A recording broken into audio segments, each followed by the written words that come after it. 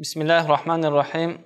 دوستان عزیز، ما قرار داشتیم در دوام قصه حضرت عبدالله ابن حذافه ما آن را گفتیم که چگونه با پادشاه فارس کسرا واخوری داشت و دوم واخوری را که خداوند برای عبدالله ابن حذافه میسر گردانید واخوریش با قیصر روم بود. چنین بود که در سال 19 هجری بین مسلمان ها و بین روم جنگ برپا شد و در این غزوه، در این نبرد، ملک روم قیصر از لشکر خود خواست تا چند نفری را اسیر گرفته باشند از اصحاب پیامبر تا با آنها صحبت شخصی داشته باشد. و در بین این اسیرهایی که لشکر روم اسیر گرفتند، یکیش عبدالله ابن حذافه بود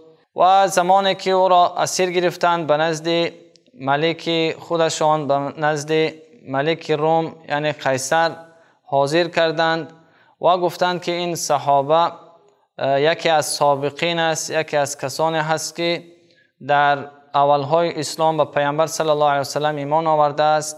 ملک روم از عبدالله ابن حذافه یک پیشنهادی را کرد.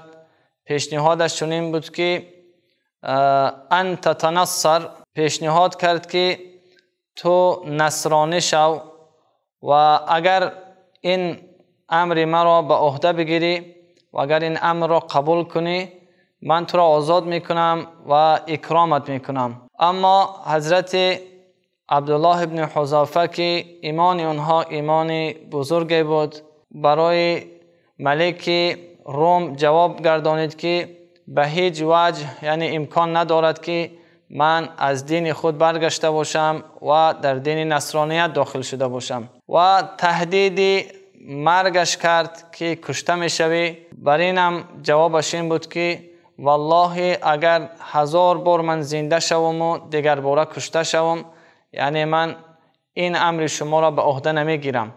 و دیگر پیشنهادش این بود که اگر تو نصرانی شوی یکی از نزدیکان من میگردی، یعنی یک وظیفه بزرگی را برایت هدیه میکنیم.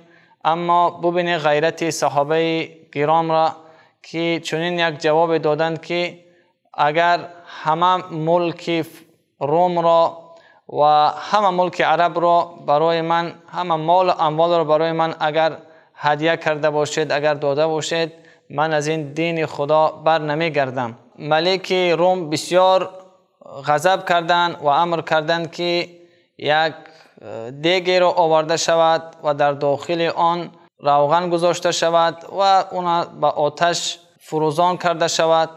و زمانی که این آتش را گذاشتند در دیگ، بسیار هم این روغن در حالت جوشیدن رسید و 2 نفر از صحابگان گرام را آورده در نزد عبدالله ابن حذافه بر این روغن بسیار جوشیده داخل کردند، حتی که گوشتهایشان از بدنشان جدا شد و استخوانهایشان نمایان شد. بالای این امر کرد به سوی عبدالله ابن حذافه که از دین اسلام برگشته باشد و دین نصرانیت را قبول کرده باشد.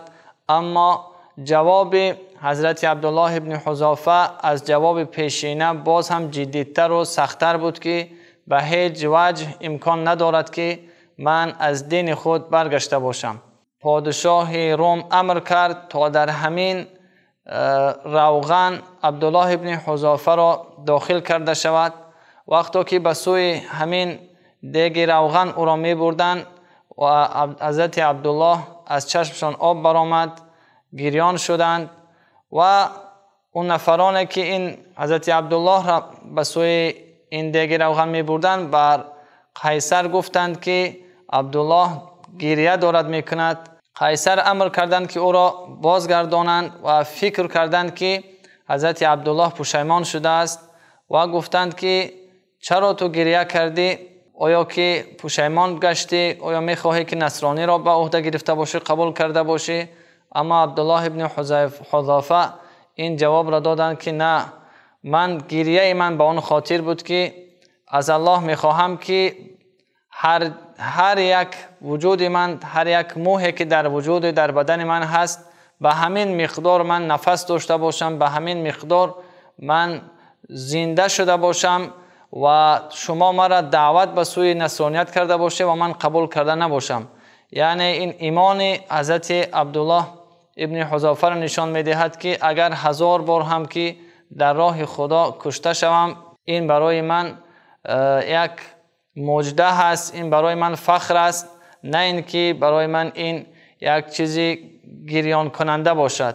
قیصر روم از او پرسان شدند در غضب که یک امر دیگر را پیشنهاد کردند که از پیشانی من بوسه کرده باشی و همین بوسه کردن تو سبب آزاد شدن تو میگردد. و حضرت عبدالله ابن حذافه پرسان شدند که اگر من پیشانی شما را بوسه کرده باشم، همه اسیرهای مسلمان ها را آزاد میکنید با من؟ قیصر روم گفتم بله، همه اون نفرانی که اسیر هستند آزاد کرده می شود. و با خود گفتن حضرت عبدالله ابن حذافه که یک بوسه کردن پیشانی قیصر روم که جان مرا و جان تمام اسیرها صحابگان دیگر را آزاد کند، در این هیچ باکی نیست، در این هیچ گناه نیست. و از پیشانی قیصر روم بوسه کردند و قیصر روم اونها را با تمام همون اسیرهای مسلمان آزاد کرد. زمانی که عبدالله ابن حذافه برگشتند به سوی مدینه منوره و این قصه را با حضرت عمر رضی الله عنه کردند که چنین شد و حضرت عمر از جای خود برخستند و چنین یک سخن زیبایی را گفتند که حق علی کل مسلم ان یقبل رأس عبدالله ابن حذافه و انا ابدأ بذلك. گفتن حق دارد هر یک مسلمان که پیشانی عبدالله ابن حذافه را بوسه کرده باشد و من اولین شده این کار را میکنم. و حضرت عمر از پیشانی حضرت عبدالله ابن حذافه بوسه کردند. این بود دوستان عزیز قصه دیگری که حضرت عبدالله ابن حذافه با قیصر روم داشتند.